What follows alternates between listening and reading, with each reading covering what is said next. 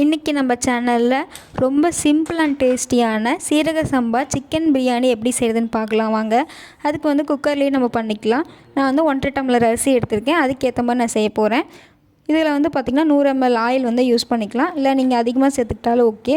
பிரியாணி இலை, பட்டை, கிராம்பு, அன்னாச்சி பூ இதெல்லாமே ஆட் பண்ணிக்கோங்க. 2 போட்டிங்கன்னா போதும்.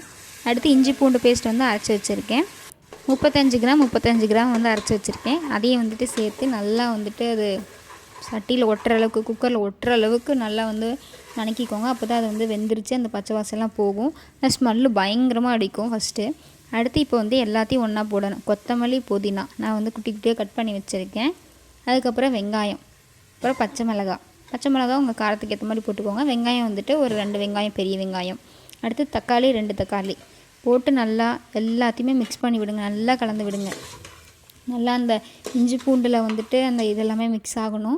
அதுக்கப்புறம் நம்ம இதில் ஆட் பண்ணுறது ஒரே ஒரு மசாலா மட்டும்தான், மிளகாய்த்தூள்.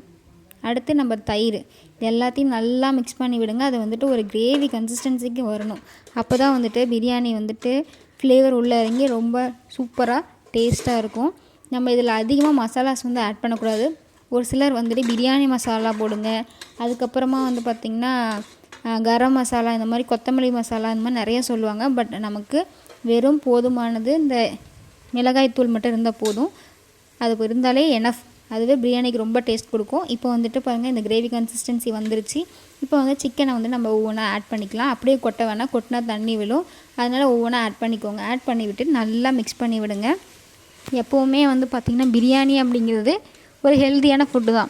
ஆனால் அதில் வந்து ஆயில் அதிகமாக ஊற்றாமல் இருந்தால் ரொம்ப ரொம்ப ஹெல்த்தியானது. பிகாஸ் ஏன்னு பார்த்திங்கன்னா அதில் எல்லாமே இருக்குது. ப்ரோட்டீன் இருக்குது, ஃபைபர் இருக்குது. நம்ம வெஜிடபிள்ஸ், கேரட் வெஜிடபிள்ஸ் வேணால் போட்டுக்கலாம்.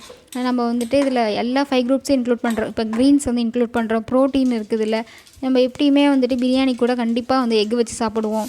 ஸோ இந்த மாதிரி ஏகப்பட்ட இது இருக்குது. பட் ஆயில் கம்மியாக யூஸ் பண்ணால் ரொம்ப ஹெல்த்தி தான் பிரியாணி. நெக்ஸ்ட் வந்து பார்த்திங்கன்னா 1 டம்ளர் அரிசிக்கு 1 டம்ளர் தண்ணி வந்து வைக்கணும். சீரக சம்பாவுக்கு அதுதான் வந்துட்டு ரேஷியோ.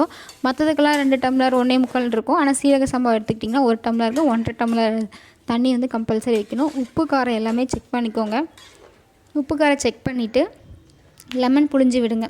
லெமன் புழிஞ்சு விட்டோம் அப்படின்னா எல்லாத்தையுமே பேலன்ஸ் பண்ணும். உப்பு காரம் எல்லாத்தையுமே பேலன்ஸ் பண்ணும். லெமன் புழிஞ்சு விட்டுட்டு திரும்ப வந்துட்டு ஒன்ஸ் செக் பண்ணுங்கள். பாருங்கள், இப்போ கொதிச்சிருச்சு. இப்போ அரிசி போட்டுடலாம். அரிசி போட்டுட்டு கொதிச்சுட்டு இப்போ செக் பண்ணுங்கள். இப்போ வந்து ஒரு பிஞ்ச் வந்து எக்ஸ்ட்ரா இருக்கிற மாதிரி இருக்கணும். எல்லாமே உப்பு காரம் எல்லாமே கரெக்டாக இருக்குது. கரெக்டாக மீன்ஸ் எக்ஸ்ட்ரா இருக்குது.